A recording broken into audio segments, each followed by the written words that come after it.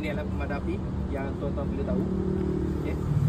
Ada 4 jenis ni alat pemadam api. Yang pertama, alat pemadam api jenis air. Okay. Yang kedua, alat pemadam api jenis foam ataupun wet.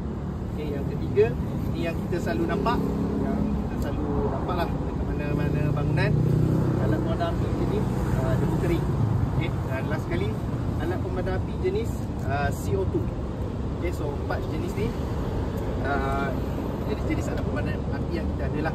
Kami share semuanya berwarna merah.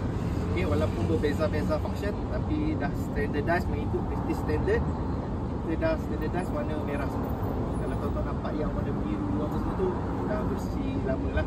Okay, semua standardized dah warna merah. Jadi yang selalu kita nampak ni adalah alat pemadam api jenis debu kering. Sebab kenapa? Sebab alat pemadam api jenis debu kering ni adalah kita boleh cakapkan sebagai all-rounder. Dia boleh padam kebanyakan kelas-kelas api yang ada lah.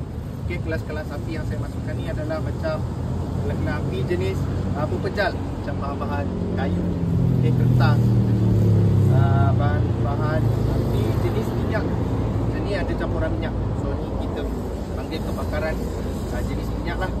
Okay. Dan ada juga kebakaran yang melibatkan gas semua. Jadi kebanyakan kelas-kelas api tu dry powder ni boleh padamkan